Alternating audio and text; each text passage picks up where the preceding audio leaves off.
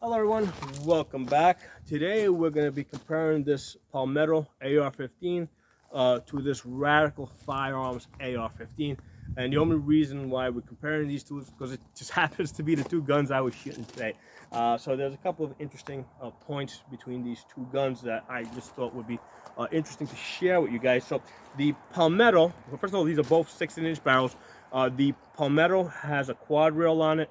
The Radical has a free-floated rail on it that's very skeletonized, which makes it lighter, right? So the benefit of this skeletonized rail over here is there's less weight there, so this gun comes up a lot easier. There's a lot less weight in the front. It's also cut back, so sometimes you can have these rails that go all the way out, further out, almost to, almost up to the bird cage. So this one's cut back a little bit. This is a great gun for women, just because there's just not there's so little weight up here. In fact, I don't know if they make a quad rail. Sorry, a rail that's even shorter, because I think that would be kind of ideal for women, because you would have the benefits of being able to use a full length 16-inch barrel that's not extremely loud and doesn't have a crazy muzzle flash. But then if you have it with a shorter rail, let me see how big this longest rail is. Pretty sure it's a 12-inch. Yes, 12-inch. So there's a 12-inch rail. So for women, I think like maybe a 10-inch rail would be really good, because their arms aren't as long. This is perfect for me. Because when I put my finger there, this just comes out perfect. But for women, they usually end up holding the gun a little further back over here. So benefits of the free floated rail, it's lighter, okay, and the other benefit of this is that there's less points of contact with the barrel, okay, because basically it makes contact back here, and then the only other point of contact is the gas tube that comes out of the barrel, okay. So there's a lot of people say that there's a single point of contact with the barrel, as opposed to quad rail, okay, where we've got on this one 4 points of contact, right? There's a point of contact back here where the barrel goes into the receiver. Then you've got a point of contact over here. There's a plate over here where the rail attaches to, and then you've got the two contact points of this A2 post, right? So you got 1, 2, 3, 4 points of contact. The gas tube on this goes right up through the post, so that's not an additional point of contact. So it's got 2 extra points of contact, and theoretically, the extra points of contacts can interfere with the natural harmonics of the barrel. As the barrel shoots, there's a natural vibration, and if the barrel is allowed to vibrate the way it naturally wants to vibrate, it's supposed to give you a slightly more accurate shot. Okay, so that's one of the benefits of having the free floated barrel as opposed to the quad rail. Now, the benefit to the quad rail is that you can hang stuff on this, right? I mean, I can put lights on anywhere on this, sides, top, bottom. I can put a grip over here, a vertical grip. I can put it anywhere I want on it. So if I wanted to put, let's say, some night vision equipment, I could just mount it on here. Lasers, whatever it is, there's lots of stuff that I can mount on here, and I can, it's already set up. So if I want to mount something, I don't need to go looking for extra rails. For example, with this over here, I wanted to have this little piece of rail over here, so I have to mount this little 3-slot over here. But the point is, like, let's say I wanted to mount the light on the side here. Well, now I got to put another little piece of rail here, so I got to go looking for it. And I know that there are lights that they make that will mount directly to the M-lock. But the ones I have, they need to attach to a Picatinny rail. Okay. The other thing that I find with the M-locks is that it's just a weaker. It makes for a weaker rail. So, for example, if you put a vertical grip on here and you hit the ground with this, I mean, there's a good chance that this might just pop out of there. The rail might break, whatever, might bend out of place or bend out of the way. So this is definitely a more fragile a more fragile setup, right, as far as the rail goes. Whereas this one over here, I mean, it's basically a heavy piece of metal that's attached at both ends. I mean, if you run out of ammo, you can extend this thing. You can use this thing as a club, and this hitting somebody's head is just as deadly. Okay, not to say that the other one is gonna feel good, but there's a lot more give over here, right? This thing, even if you hold this and you push like this, you'll see that rail moves. Okay, so now as I mentioned before, the free floated rail, right, tends to be a little bit more accurate. Most people will say that it is a ½ inch more accurate at 100 yards. I was shooting these two guns today, and with the Palmetto, which is this one here with the quad rail, basically I got 2 groups at 3 inches and then 1 group at 2 inches. Okay, with the Radical, I got all 3 groups at 2 inches, right? And I was using the same ammo. I was using this X-Tac from PNC. Okay, so that's a good indication, right? When like I said, with the Palmetto, which has the quad rail, I only hit one grouping at 2 inches, and then the other 2 groupings were at 3 inches, versus the Radical with the free floated rail. Some people call it free floated barrel.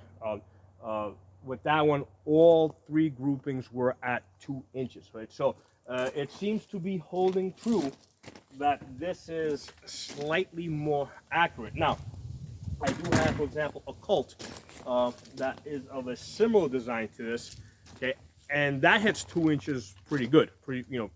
So we're talking averages here, okay. I have a number of ARs that are free floated, and I have a number of ARs that that have that A2 post, right, that have the 4 points of contact, and on average, my free floated ARs shoot a little bit better than the ARs that have the quad rail. Okay, so and it's not by a whole lot, okay, but there does seem to be on average that one does seem to shoot a little bit better. So some of the benefits of this, like I said, it is stronger. It is a stronger design. You can hang things on it wherever you want without having to look for for a little additional slot or something. I mean, it's just ready to go. You got plenty of space here to add stuff on.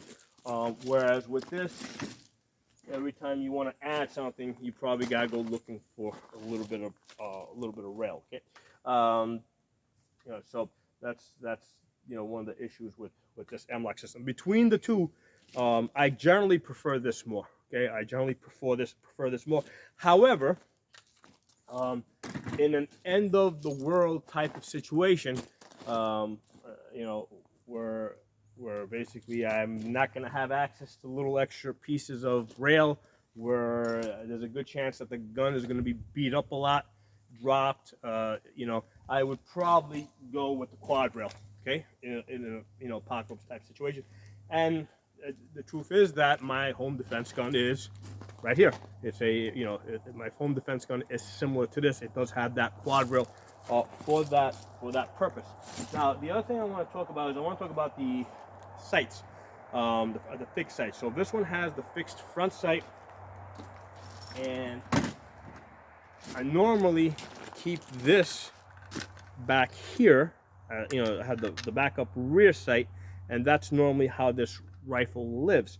However, today, because I was trying to get an accurate group, I basically took this off and put on the magnifier, and I shot both guns with the magnifier. Now on this one over here, okay, this one I don't even keep flip up sights on this. I mean, I do have flip up sights like in a drawer somewhere. Like I have enough flip up sights to go around, and I can put them on every single AR with a free floated barrel that I have. But at this point, on none of them do I keep it on the gun. What I find is it's a lot more valuable and a lot more useful for me to be able to quickly, oops, or somewhat quickly. Is this even open yet? So, there you go. Okay, so this to me is a lot more useful than the flip-up sights. Okay, so that's why I don't bother with the flip-up sights. You know, especially on guns that I shoot on a very regular basis. So on that one over there, what I ended up doing today was I took out the rear sight, the rear flip-up sight, and I put this one on there. All right, let's get you back on. There you go. This time it went on easy. And I put this on there, and I shot the gun like this today. So I've covered this in the video before. Let's say end of the world apocalypse. How would I set up this gun or the other gun? Okay, it's a lot more likely that I'll be using the magnifier than I will be using the iron sights. Okay, however, optics can fail. I would like to have backup sights. What I would do is I would take this rear sight and I would just put it right up here. And I have tested this out to 100 yards. Obviously, I'm not tying it up now, but I have that co-witness, right? Even though it's not tightened down right now, I have that co-witness. And even though this is fairly short over here, the distance between these two sights is fairly short. It's still longer than most pistols. So as a backup sight for like an oh shit situation, my optic failed. Yeah, that's a good place for this to be, and I can just flip it up and, you know, the gun's ready to work. I normally don't keep my guns like that. I did do it for a while, with a couple of my couple of these flat tops, where I had rear sight here, rear sight over here, front sight over there, and I ended up just taking off because it was just extra weight on the gun. Okay, if I'm not planning to go to war with the gun like right now immediately, it doesn't need to be on there. For the typical home defense type of situation, I mean, first of all, you know, have more than one gun, right? I think it's more practical to have two ARs in your safe. So if you pick this one up and it's not working, just take the other one, okay? So, and with the Holosuns, I have found that it's more likely that your gun's gonna break than your optic is not gonna work. Okay, so the Holosuns that are solar powered with the battery backup, you know, during like normal times, it's highly unlikely that you would ever need to use your backup sights. And if we got to the point where, hey, end of the world apocalypse, you're not getting any batteries, you're never gonna find batteries again. At that point, you know what? You've got time to pull the flip sights out of your backpack or wherever you keep your stuff, and just throw them onto the gun.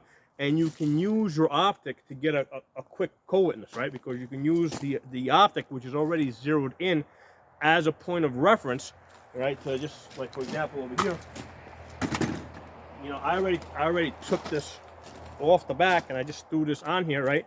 I haven't even tightened it down, and I can just look through the glass over here, and I can see that I got a pretty good combat zero where I would be able to hit a man-sized target at 100 yards, okay?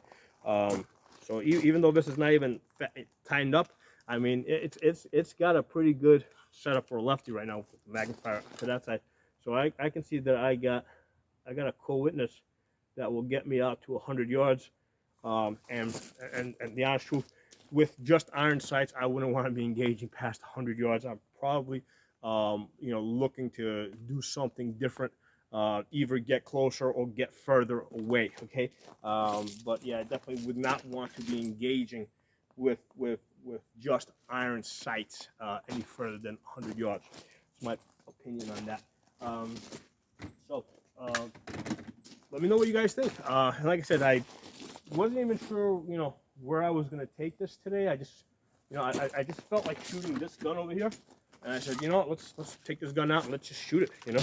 And, you know, I shot this, I got a grouping on this. I said, you know, let me pull out the other gun. Now, both of these guns are beaters. Like the guns that I used to train people, they're just guns I used to put, like, you know, when I go to different gun ranges, people don't have guns. I give them these guns to test out. So these are just guns I use to to train people on. You know, so like I have another radical that shoots 1 inch at 100 yards. That one only I shoot, right? So you know, for beater guns, I think that they're doing pretty good. I mean, they're, for the most part, this one over here is shooting inside of 3 inches, right? We said two 3-inch groups, one 2-inch group, and with this one over here, which is actually my main beater gun, right? This is the gun that like I just throw at people. This is the gun I usually take along with me to different gun ranges because it's a skeletonized rail. If I've got women there, it's easy. It's, you know, I can just shorten the gun up a little bit.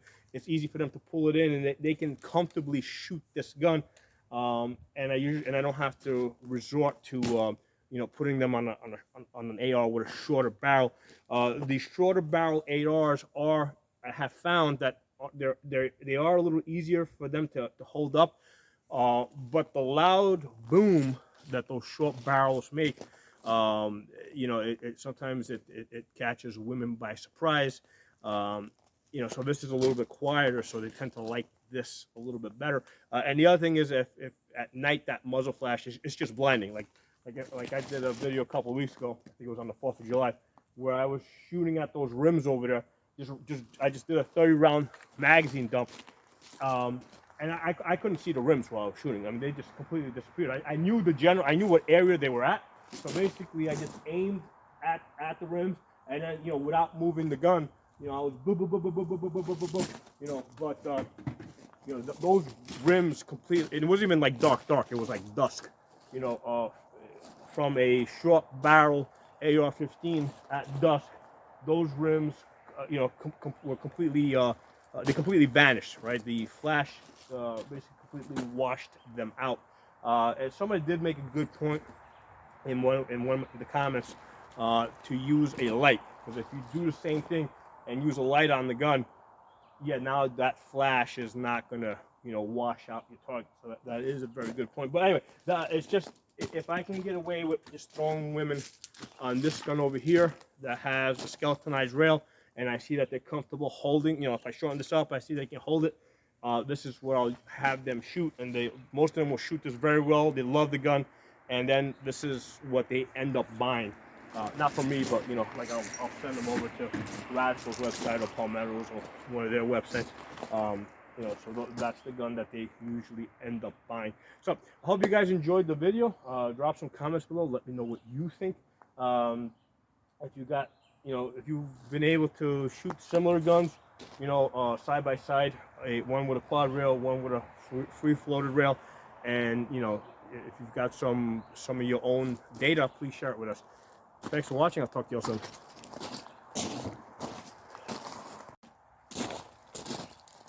Hey everyone, another quick point I wanted to add. I own many Palmettos and I own many Radical AR-15s. I own more Palmettos than Radicals, okay? Despite the fact that the Radicals, on average shoot a little bit more accurately. And I say average because there's exceptions to that. Most of my Radicals shoot a little bit better than the Palmettos, but I did have one Radical that it had a 7.5-inch barrel, and it was just horrible. I mean, it was giving me a 6-inch group at 50 yards. The same length barrel, right, 7.5 inches from Palmetto. That thing, I think, was hitting 3 inches at 100 yards, okay? So that was an exception where the Palmetto was shooting better than a Radical. But on average, you know, across all my ARs, you know, some of which are Radicals, some of which are Palmettos, the Radicals tend to shoot a little bit better when we're comparing the same length barrels, okay? Now, the two reasons why I have more Palmettos than Radicals, number one, they are a little bit cheaper, okay? So especially in many cases, I'm looking to buy just an upper, okay? You know, it's just a little bit cheaper. And the other thing is that they do ship a little bit faster, okay? I have seen this trend over many purchases that I have made, and also when I made recommendations to my customers, A lot of times when my customers ask me what they should buy, I will usually steer them either to to Palmetto or Radical. And what happens is if when they order from Palmetto, okay, they tend to get them a little bit quicker. The wait time, from the point of ordering to the point that they receive it tends to be a little bit shorter.